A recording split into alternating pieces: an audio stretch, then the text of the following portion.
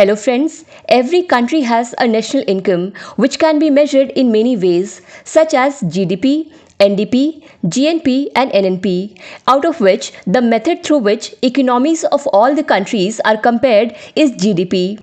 So if we draw a graph of GDP of any one country and see that GDP is continuously increasing in a particular period, then some economist calls such a period as period of economic growth.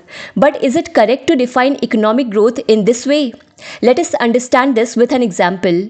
Suppose that when the economic growth started, then the GDP was 10 lakhs. And when the economic growth was at its peak, then the GDP was 50 lakhs. But when the GDP was 10 lakhs, then the population of this country was 1000. But when the GDP of this country increased to 50 lakhs, then the population had become 10,000.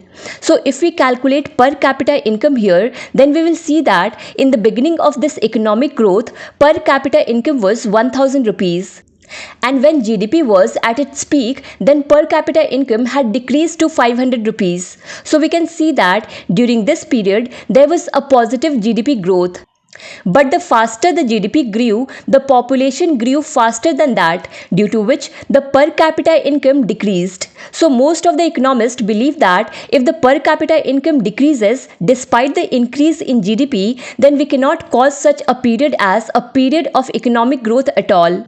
So here one thing has become clear, that if we are giving so much emphasis on per capita income, then we should actually draw the graph according to per capita income.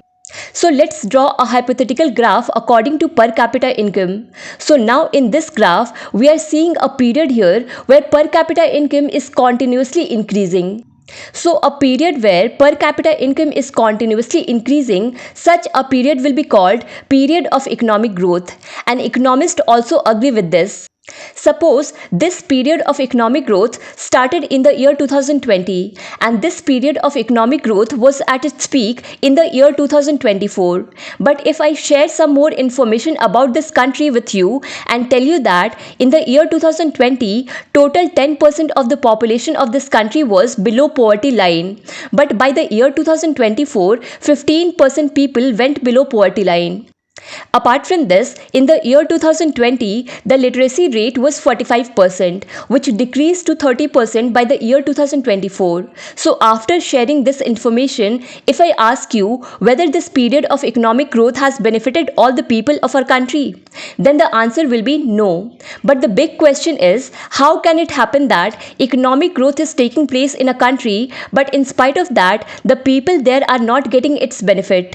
So let us try to understand it. See, if economic growth has taken place, per capita income has increased, GDP has increased, then due to economic growth, national income will obviously increase.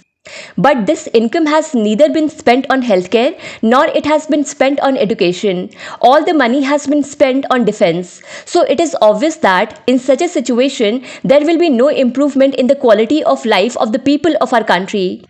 And according to economists, the quality of life itself has been called economic development. Although before 1960, economists believed that economic growth and economic development are the same. Both these terms used to be applied interchangeably. But after 1960s, when such data started coming to the fore that there are many countries, especially Gulf countries, where economic growth has been increased very fast, but the quality of life is still low. So economists now wanted to know why this is happening. Actually, before 1960s, a theory was quite popular. This theory was named trickle-down theory. This theory used to say that if there is economic growth in any country, then it will definitely affect the quality of life of the people of that country. And therefore, there is no need to worry about quality of life, just focus on economic growth. But in the 1960s, when such results came to the fore, this theory appeared to be failing. So in the 1970s, Pakistani economist Mehboob ul Haq for the first time articulated, that is, defined the difference between economic growth and economic development. But still you should not forget that if any country has to reach economic development, it will have to achieve economic growth first. That is, it will have to increase its national income. Because for economic development, that is to improve the quality of life of the people, money is needed, and money will come only from economic growth. This means that for economic development to take place, it is necessary to have economic growth. But due to economic growth, economic development will take place automatically. It is not possible. So you have understood the difference between these two terms.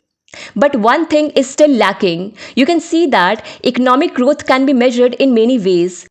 But how to measure economic development, that is quality of life, it was a very complicated question for economists. It took them 10 to 15 years to find the answer, but you will get the answer in the next video. To cover Indian economy in detail, follow Bookstawa playlist. Thank you so much for watching and supporting Bookstawa.